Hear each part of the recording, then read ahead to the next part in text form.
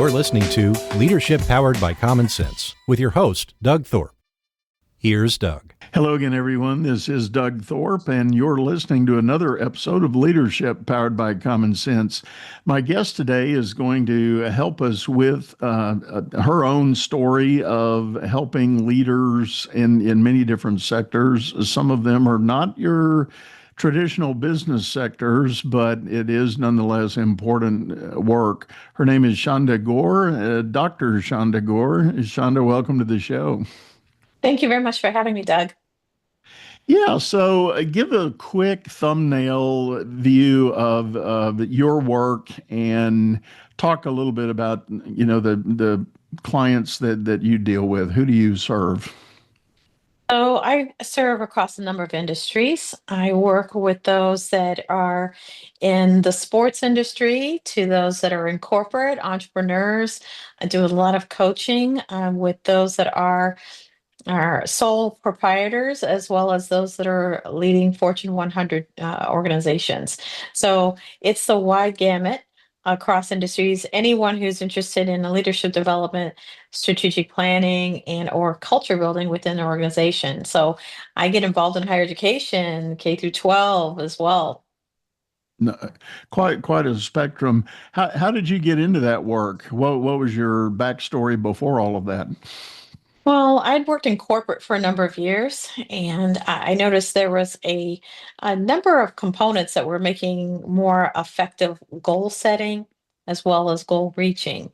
And when I realized it came down to the leaders that were part of teams, I said, there's a real formula here, and it didn't matter what industry I was in. It seemed to work across those industries. And so when I went into higher education, my doctorate's in educational leadership specifically, so I studied it, but then I saw it really put into practice. So when you see it put into practice and how effective it can be, you start to know the good bosses from the challenging bosses, and from those that are most effective in leading and motivating teams.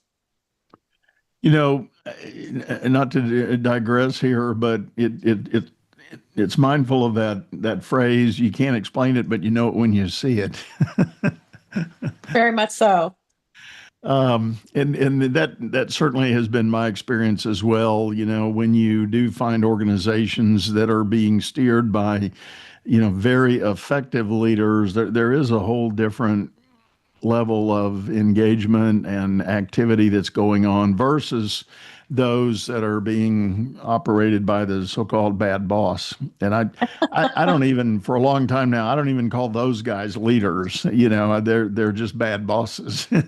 So, and we've all had them. We've all had them. And to be truth be told, we maybe each have been guilty of something along that line at some stop on the journey. But I know I get letters every now and then from people in my past that said, "How dare you talk about these things now? When I worked for you, you were terrible." But I go, Oh, "Oh, fair enough, fair enough. I'll take you know that." what? That's okay, because there's seasons of when we've all been, especially if you're new in your career, and if you're not knowing all the positive characteristics you need to have to motivate a team.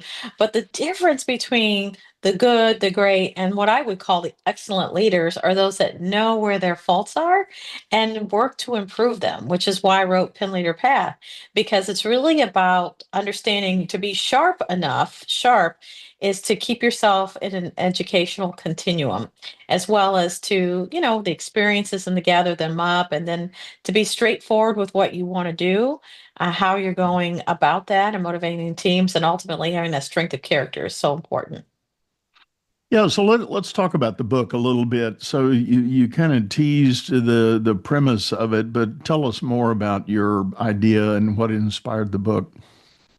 Well, again, going back, and this is 20 years, so I just want to make sure everybody's clear. I started this concept 20 years ago, and then I started putting it in practice and seeing it, and really, when I say across 20 industries, is because I worked with so many clients in the different industries, and I got inspired by those leaders that were able to take almost nothing as a resource and turn it into something major, be it an organization, a startup, and or an organization that needed turned around.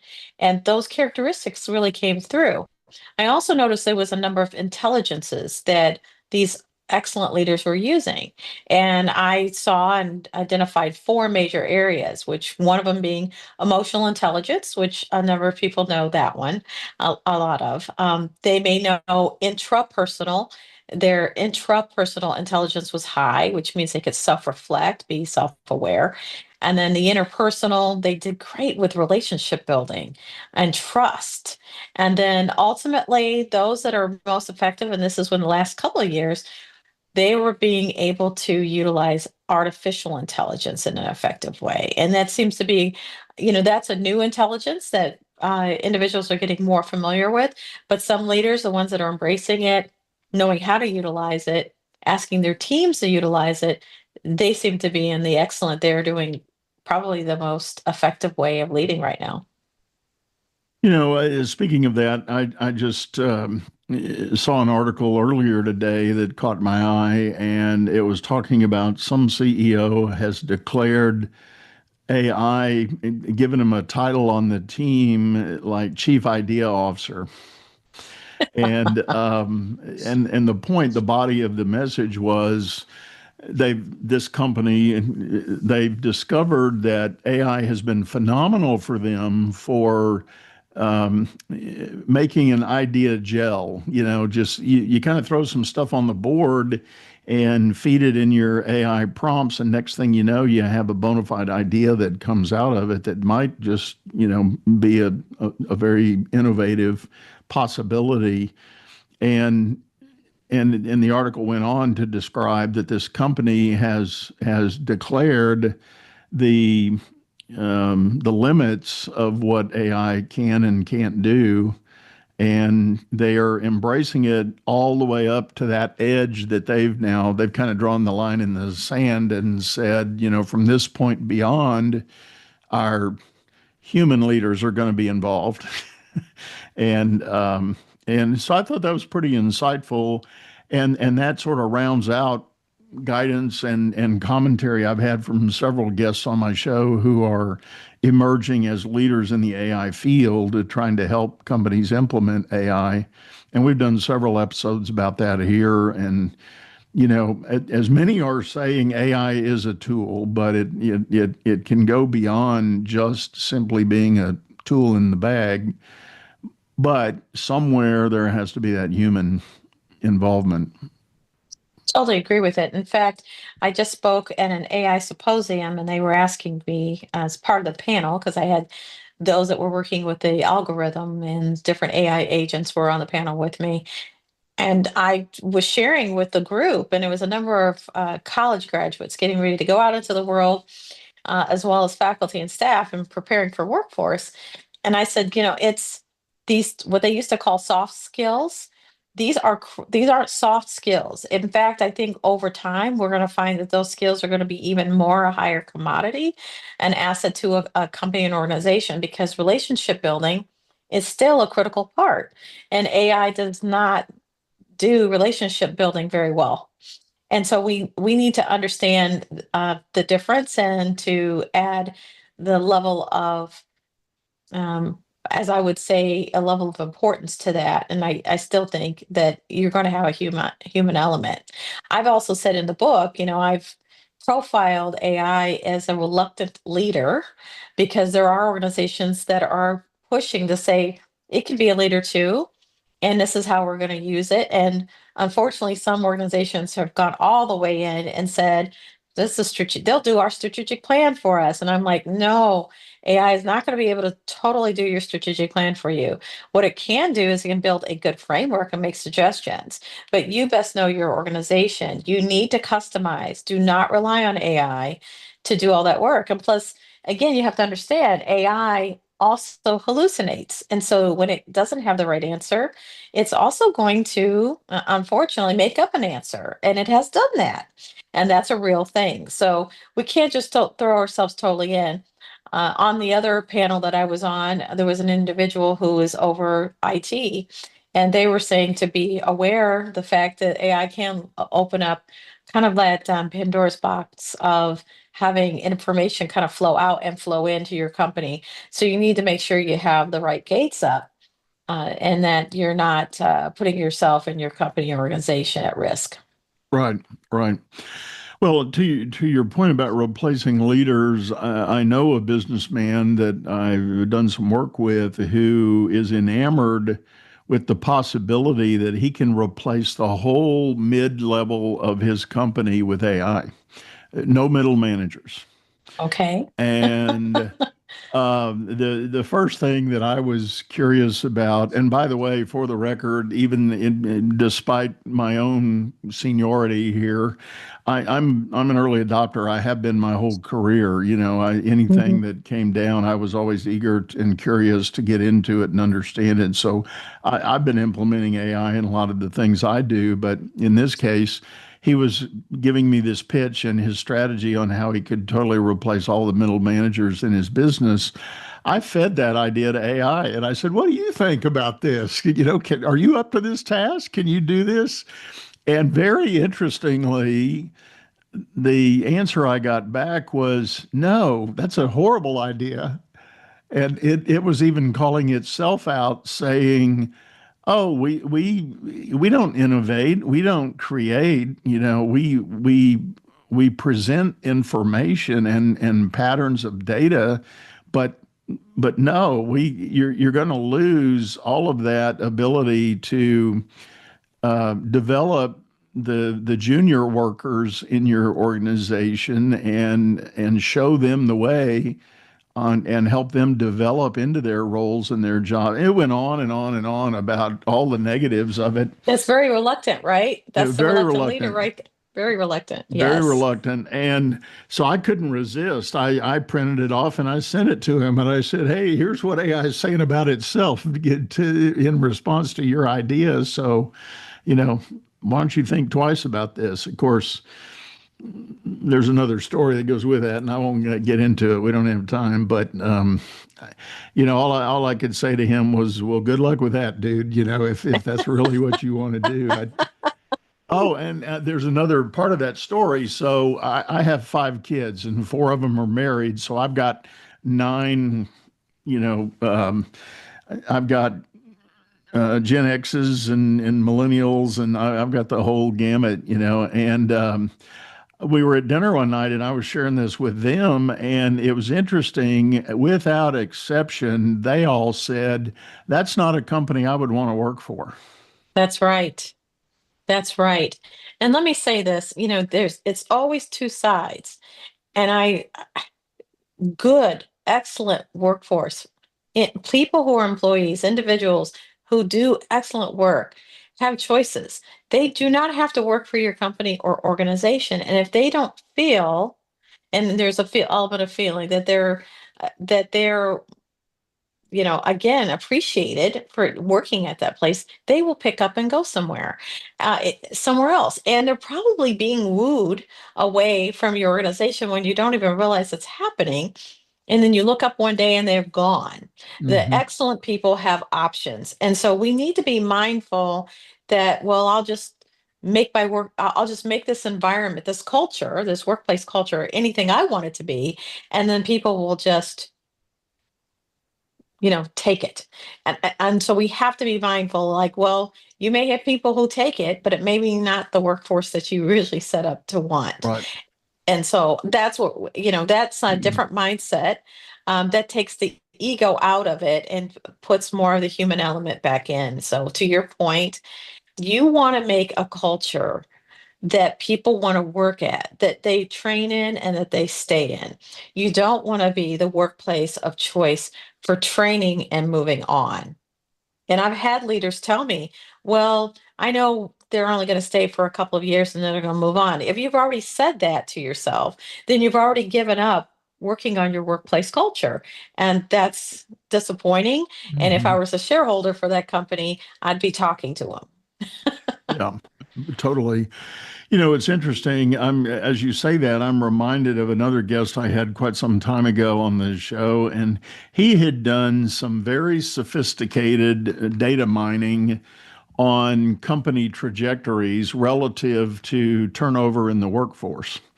And I mean, I'm talking for those companies that have been around a little longer.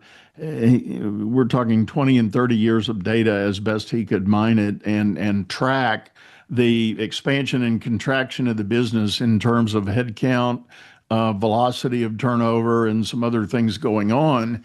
And his data showed that the consistent growth trajectories had the corollary was they had very stable workforce. There Mhm. wasn't a lot of velocity and churn in the workforce. But if the company went into a season of churn, their performance dipped. Ah, yes. And it might have been a slow recovery out of that dip. And it was not necessarily a heavy correlation with what was going on in the economic world outside of the business. It kind of didn't matter what the markets were really doing that created these ebbs and flows in the trajectory of the business, but there was a high correlation with the churn rate on the headcount. I think that, when you think about the replacement of, the history of the company or the role or whatever the organization, that institutional memory is very valuable. And then you're trying to replace for the role. Then you've got to pull resources to cover the role until you get someone to come into the role and get caught up. It's like 1.5 times. I've seen statistics, Gallup polling. I know that there's been a number of resources that have reported that it takes at least 1.5 times the cost to replace that individual. And then you're training the workforce. So it's all your resources and training. And that goes on top of it. So I just I just think you could do so much better if you address your workplace culture, do culture building, have a strategic plan on how to improve and to shine the light on the positive areas of your workforce and what you're doing. If you're a sole proprietor, your customer service, focusing on your clients and making sure they're happy.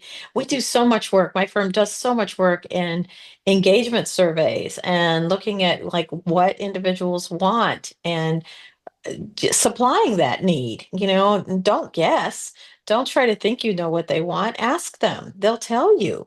I've not found someone, and I say this I've said this over several years, and we just passed our 22,000th individuals been through my trainings and workshops, but I have not found an individual, Doug, that says, "Hi, I want to fail today. I want to come in and I want to make everybody miserable and I want to fail at my job, my role. I want to fail out of school." They could be out there, but I have not met the person. Most people go in, if not, with the intention of doing well, wanting to contribute, be part of something. And it is the leader's job to communicate that message to them. What part do they play in it? What part do they contribute to the goal? And for those that don't know how to do it, I do recommend getting with a consultant or someone who does this type of work and help you build that story so that you can motivate your teams. I'm glad you shared that because I don't have the statistical data to support a premise that I've operated with for a long time now, but I do have sort of experiential methodology in my story. And to your point, what I tell leaders when we talk, your job is number one is to provide a degree of clarity to your people because just as you said, the majority of your employees, if you've even done a marginal job of selection for your employment, those people don't want to do bad work. They want to Right. know the next right thing. And I tell people if you do the math on that in your brain, a person wants to do the right thing. If you don't tell them what that is, they're going to do nothing. They're not going to do bad work because that's counter to their own beliefs, but they're going to fundamentally do nothing because they're treading water waiting on you to tell them what the right thing is. Yes. Yes. And then at some point, some leaders are And it's okay to admit this too. So when I did my profiling of how, there's followers, there's individuals who'd say, I don't want the responsibility to make the call or to plan it out. I'd rather someone work with me and help be part of a team. It's okay. Not everybody has to be a leader. That's all right. But if you really give up the ability or expertise to say I'm not going to make the call, and to your point, just they don't make a decision at all, and you have a number of people in the room looking at you to make the call or make the decision. You're absolutely right, people won't make a move at all, and then not only is it stagnant, but what you'll find is people will evacuate. They'll run from it because it's not either one in their nature. They're like looking for a leader. I've had leaders ask me, please help me lead this team. What do I do with this team? I've got there's toxic personalities that come in, and I tell them, I said, and some of my HR friends, they look at me like, no, but there are some individuals that need to get off the bus.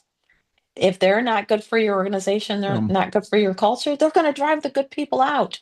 So I think it's really that intrapersonal intelligence, knowing where you are, but that interpersonal knowing and admitting if you've got people on the bus that need to get off, that it's not the right fit. They're not necessarily bad people. They're just their values and mission don't match up with what you're trying to do with your organization. And so helping them off board is a great thing too. Right. Well, even for those that want to pursue the so-called servant leadership mindset, they get, or at least I frequently run into this with clients. They get a little hung up on like, well, I can't be harsh to that person, even though they're not fit for the bus we're trying to drive. And I encourage them to know that's not fair to everybody else. If it's not a fit, you need to call it. And I'm a big fan. I had an HR friend of mine teach me this phrase many years ago: hire slow and fire fast. Mm, mm, And then that's exactly opposite of what usually happens, particularly in the bigger companies.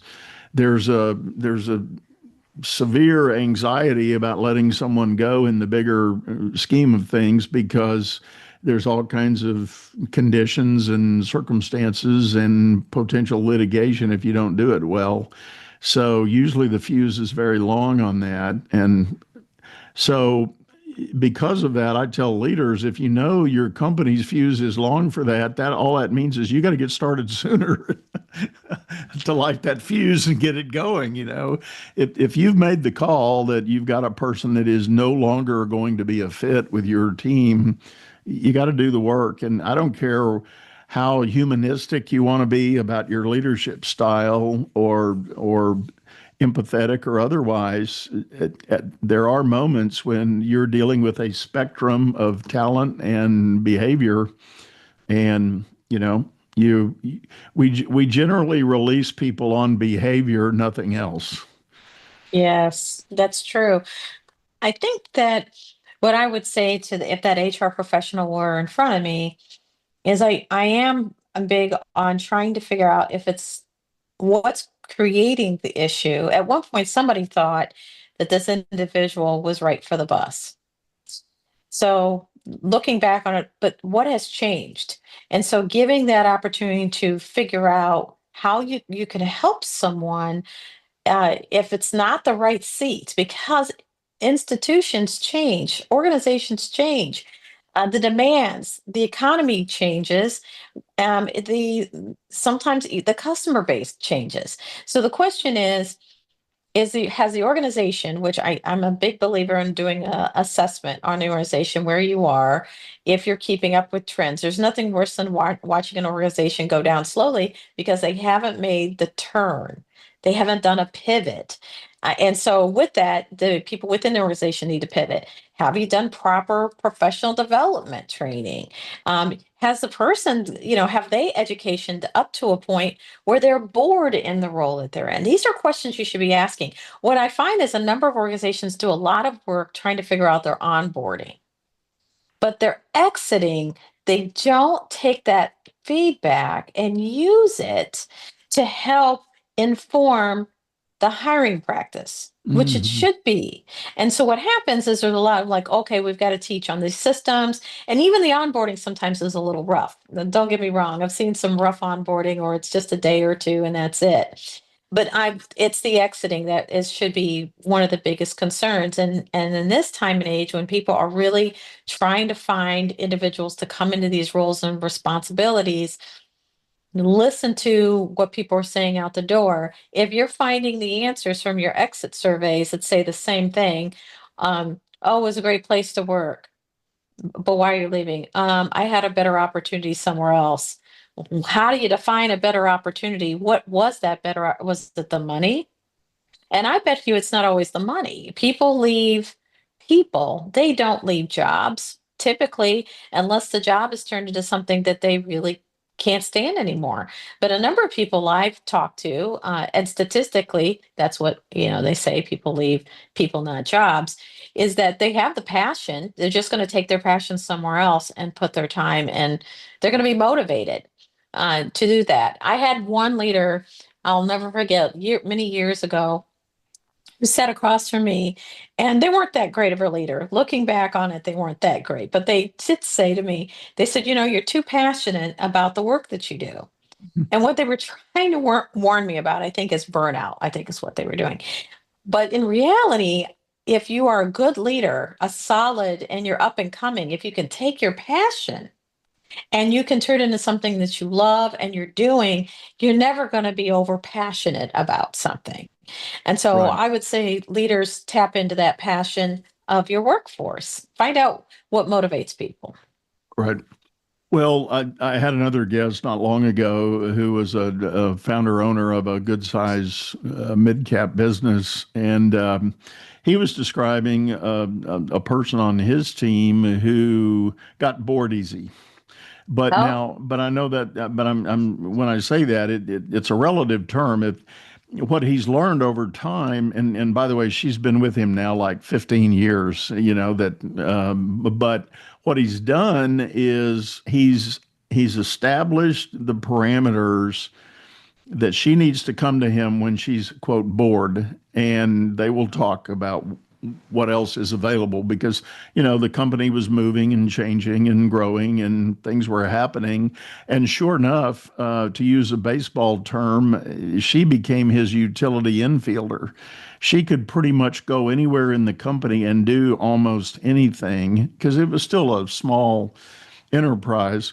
But he started her in one place. About 2 years, she raised her hand and said, I really don't want to do this anymore. What do you got? And he said, well, go over here. And then she went over there about 2 more years and okay, I'm done. What's next?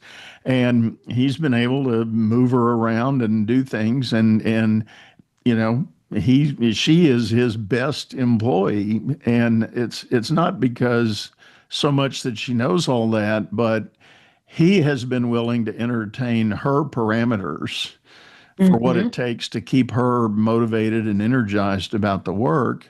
And if it's just simply a matter of, I like this company, but what I've been doing now for 2 years, I don't want to do that anymore. I want to do something else. Well, okay, let's talk about that. hmm And I think that having that open conversation, being transparent, and now I do say to leaders, to say, well, I really want to work with the workforce, going back to your servant leadership comment. I want to work with the workforce. I want to work with my employees. I want to meet them where they're at. I say, yes, sit down and talk with them. However, you still have a mission, you still have a goal. Hopefully, you have a strategic plan. If you don't have a strategic plan, you need to get one and make sure it's written down so people know what it is and you know what it is. But you still need to meet the needs of the organization. If you don't, and if the person's needs don't match up, then help them get to the next stage in whatever stage it's going to be in the season of their Mhm. career. Period. So if it's with you, I think it's fantastic that he had the ability to do that. If you don't have the ability to do that and you have someone who's bored or and again, I'm going to say this for those leaders, succession planning, another component that people don't think about. I do a lot of business coaching and they're now within a year or two of what they believe to be their retirement, or when they want to leave that particular business and start another business. You really need to start before just those last couple of years. You need to think long term and try to really figure out. And if you have a family business, really thinking about who may be a good fit for that business and who's got an interest in that business. And if not, you have to have an exit strategy. And I'm going to say that, yes, if you build a good culture, Doug, there's a difference between cult of personality and a culture. Cult of personality, the person leaves and everything goes with them. Department directors, they create some rules and then people say, well, we'll wait them out for 18 months and then they leave, right? And say, oh, all that they put in place goes with them. But you want to build a good culture, which is it's self-sustaining. It doesn't Right. need a person. It's already embedded with what you're doing and you're encouraging. And so that's another thing in the book that I talk about. You have to think about threading it all together. Once those pins are removed, those great pin leaders, what are you left with? Fragmented fabrics that are laying around, or is it sewn together with a commonality of goals? And Mhm. that's what you want. And you want people on the bus to be able to do that. I really like that. I'm going to ask you, I'm curious. I've been reading of late. There have been several articles posted on LinkedIn recently about younger generations in the workplace shunning all the talk about performance assessment, performance evaluation, performance.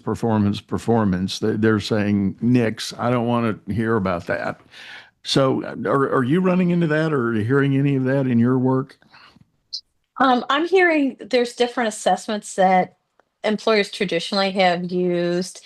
I won't name them all, but there's usually, if you've got an assessment that's been put in place that you use because that's your performance evaluation you've used for the last 10 years, or they've got some fancy names that have come and gone. I have to admit that I am not a big fan of these generic, like almost test or rules taking that you have that you're evaluating somebody on. What you should be doing is sitting down, and I go back to strategic planning. People need to know what part they play in the strategic plan. Who are the key components of it? How are you measuring it? And what responsible, or who's the responsible agent for that particular part of the plan? What's your timeline?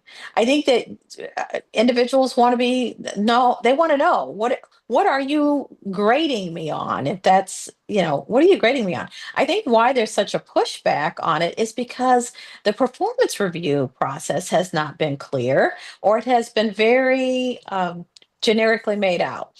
I don't know if you've heard this, but there might be some that say, "Oh, no one can get fifth. It's a 1 to 5. No one gets a 5. That's too perfect." So that means that everybody doesn't get a 5. If I see a 5, I'll reject it. I've actually heard HR professionals say that. We're just going to Agreed. reject them. Agreed. And so and so now you have an individual who hears this and says, "Oh, I'll never be a 5. So why should I struggle to try to even aim for a 5?" Well, you should be motivated because that's what you should be doing.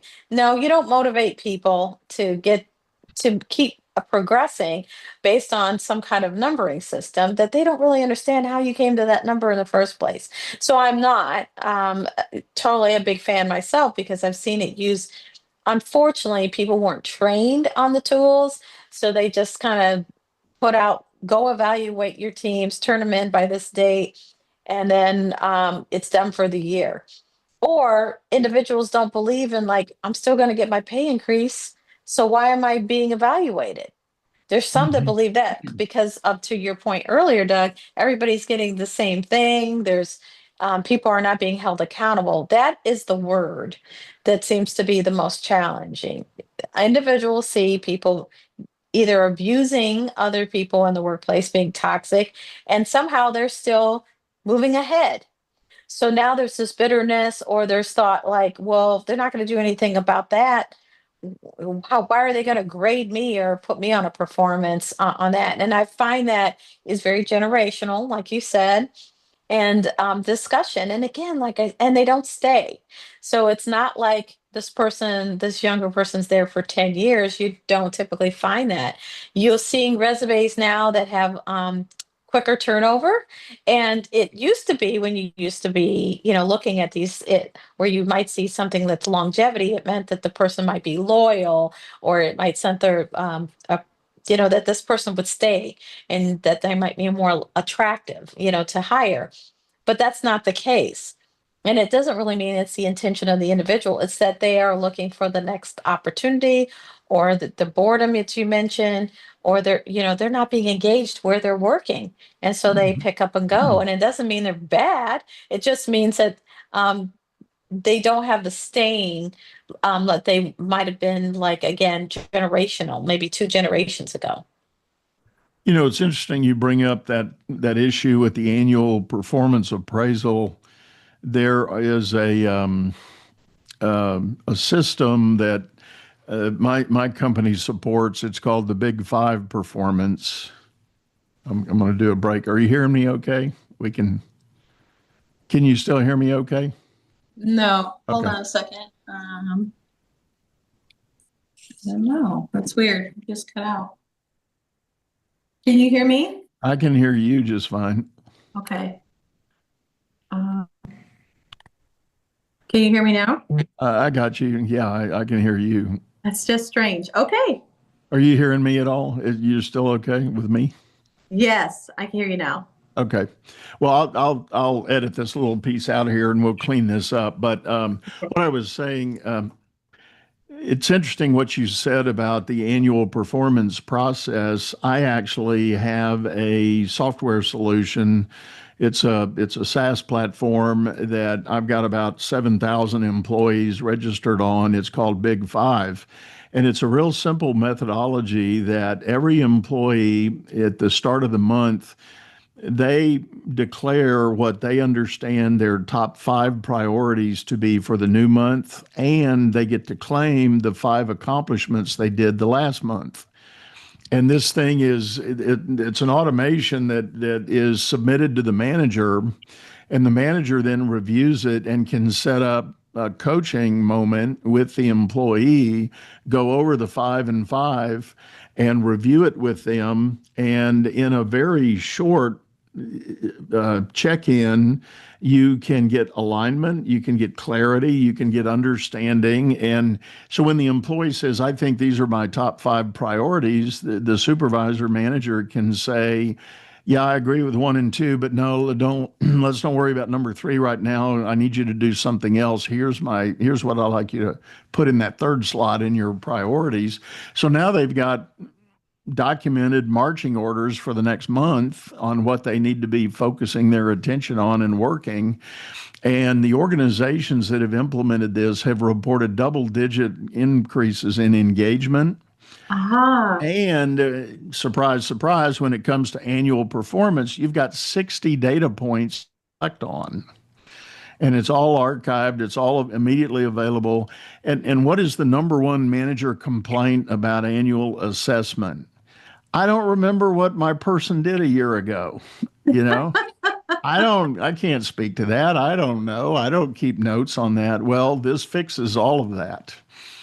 And it's a great way for people to connect and boost that clarity and that engagement factor, because back to our point, what we said earlier, people want to do good work.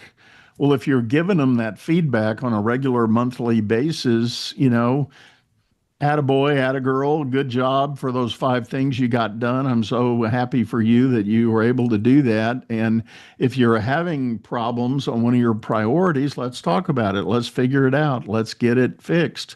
If it means you need a little extra training or a little extra support, we'll get you that. You don't have to suffer with it.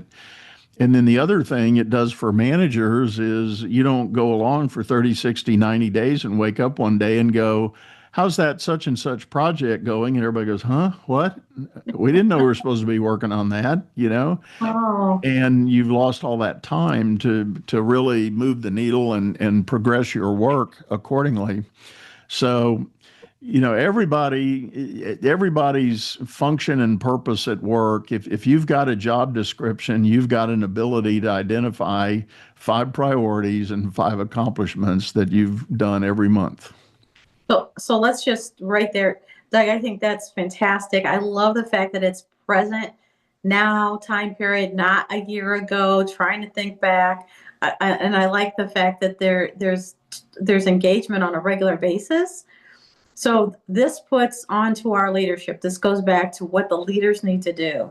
Okay. And you just hit a couple of points I want to make sure we emphasize here. One, this does mean that the leader needs to have a up-to-date job description for that employee. I'm going to say that. Now, for those out there that are listening going, wait a minute, I don't know how old the job descriptions are for some of these employees. Now's the time to dust them off and take a look at them. I can't tell you how many job descriptions I worked on and my firm has worked on. We do a lot of work with this, and we do reviews. And we look at them, but why are we looking at them? Because we're trying to figure out, do you really need the requirements that are in the requirement spot? Has this job description been rewritten to fit maybe a person in the past that might have taken the job? You know what I'm talking about. Right. And so is it relevant? It may not even be relevant for the job. And then this AI component we've just been talking about. How have you built that in? Do you even have a policy about AI for you? So all of these components. So having up-to-date job descriptions. If you don't know where your job descriptions are, now's the time to make sure that you get them written. And I say that loosely because sometimes people come in and they don't have a job description. They meant to have an up-to-date job description, but they didn't. I've done so much work on handbooks and preparing. It's so important. Everybody sign off, understand what the rules of engagement are for the workplace. Dusting off the handbook is important too. So I think the review, having normal intervals of review is critically important. I love the fact that you have this platform that's out there. It sounds very up to date. It's not to these numbers of 1 to 5 and these arbitrary numbers assigned to people because people don't quite understand them. I love the fact that it sounds like the plan is incorporated in there. You know what your job is and what part you're contributing to it. So I think that if anyone's listening and they're saying, well, wait a minute, I don't even have an HR department, get help with this. Get help. And there's firms out there that can help you with it. Our firm is like that, but there's a number of firms that you can use. And then, just be mindful. Professional development needs to be part of it. If you're doing AI and you say that is our professional development, take the lead on it. Be part of it. You yourself be part of it. Let people see you doing the work that you're asking others to do. It's not fair to say, and people are going to look at it, that you're making it everybody else learn it and you yourself don't know anything about it. This is really, really important. Right. I totally agree. Well, Shonda, I think we're about up on our time for today. Thank you so much for sitting in and sharing all of this. It's just been a great discussion and a lot of fun to do with you. And tell people the best way to get a hold of you if they're interested in knowing more. Yes, well, please, connect with me on LinkedIn. That is a great way we can have a conversation. So find me at Shanda Gore on LinkedIn. I'm at www.shandagore.com, and that's a website. And of course, you can go to Mays Associates. I have a podcast. We love to hear. We've been downloaded in 24 countries and 38 states. So please, catch us on Pin Leader podcast. And of course, hopefully you'll get the book. I'm doing a number of signings. I'm across all the platforms with that. Number 1 in Amazon for, like I said, for HR and personnel management. So, please connect with me. I'd like to hear from you. We only get better when we're actually connected in a community. Amen. Absolutely true. Well, folks, we'll have all those links in our show notes as usual. And this is the point I do like to remind you. We have a video version of this show over on YouTube, channel by the same name, Leadership Powered by Common Sense. Hop over there, check out the video archives, leave us a comment, give us a suggestion. If you've got a topic or a person you'd like to hear from, let me know. But with that, I think we're going to sign off, say goodbye, go out there and make it a great day. You've been listening to Leadership Powered by Common Sense, hosted by Doug Thorpe. If you would like to know more about the coaching and advisory services he provides, visit dougthorpe.com.